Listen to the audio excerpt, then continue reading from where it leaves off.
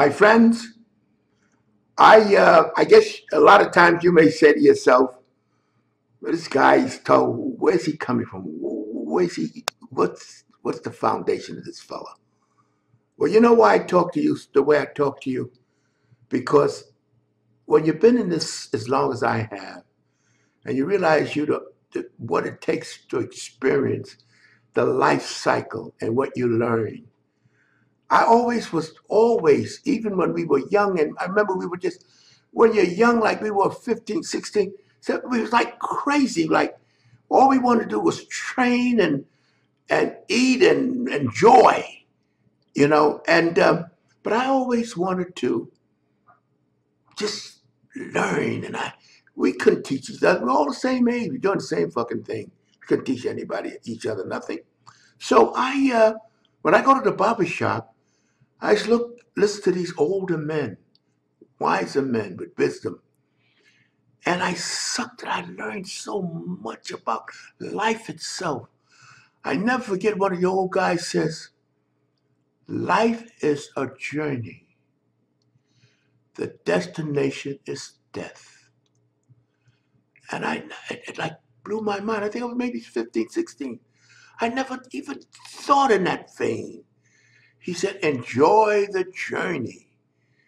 And I'm listening and I said, wow. He said, the journey, enjoy it because you never know when you'll hit the end.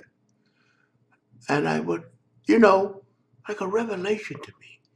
Then I remember another thing. The guy says, you can't unring a bell.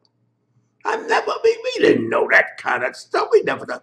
I said, can't unring a bell. And it's like saying, once it happens, that's it. You can't go back. And I'm saying, wow. So and then another thing I remembered, and hey man, these over 60 years ago. And it really helped me to form my life and my thinking. Because things like that was oblivious to me. Absolutely oblivious. It never even crossed my mind, that kind of thinking.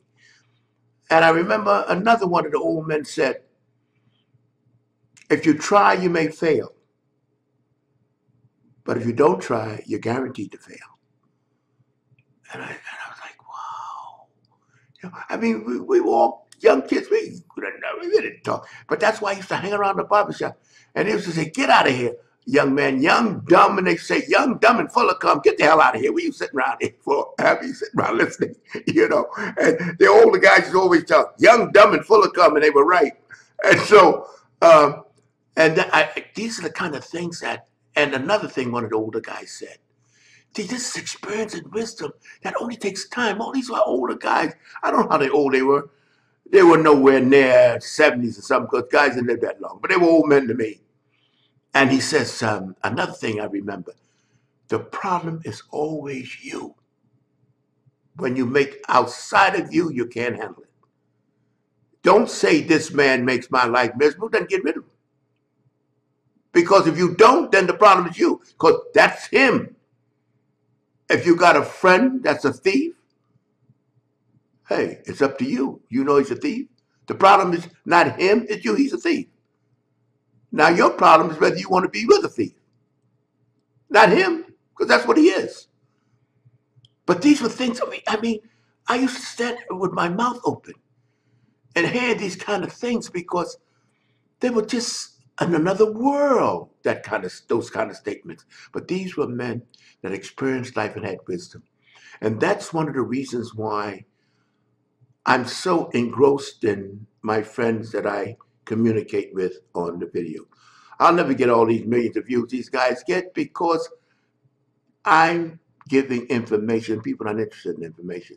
They're interested in fantasy. I always wanted to learn to expand my thinking. And we were it was so exciting training. You know what? We were so vigorous. A lot of times the guys would go to the gym. I remember mom would say, hey, hold it, guys, don't start training. I got to jerk off. So we knew what it was because you had so much sexual energy, so much desire to unload. We used to call it dumping. I said, well, I'll be right out. I gotta be, and I got that feeling a lot of times. A lot of times I wouldn't even come out to train until I jerk off, because you can't really train when you got all that sexual tension and anxiety in you. You have to unload. I mean, this we just enjoyed and not having a slightest idea what was happening with our bodies.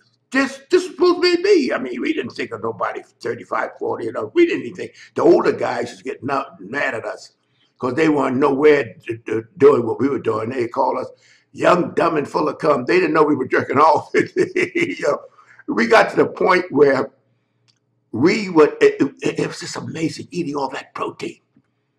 You know, and we know it was the protein because we used to eat, I mean, God have mercy, all day we ate protein. And that produces sperm. And plus the training, all that pent up energy. And so, you know, every week, or sometimes twice a week, we'd have the beat the meat contest. Well, it was just was a group of us crazy guys, Artie Zeller, myself, Lenny Rutkowski, you know, these guys.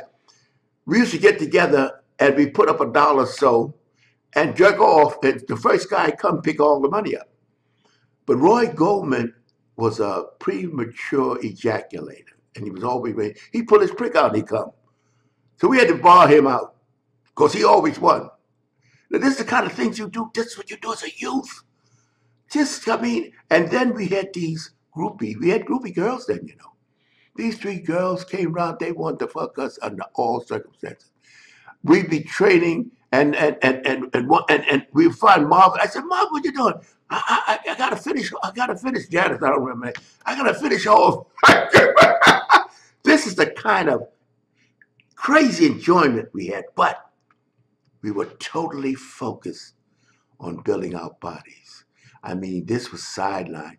This was unload. The amount of energy and drive and sexual energy we had. I think about it now and I say, my God, I mean, to project it at that time was normal. I mean, you know, that's where we were. I mean, but as you grow older, you realize nature's not gonna let you have that kind of energy for long. I mean, I remember Marvin said, "God damn it, I was in a movie.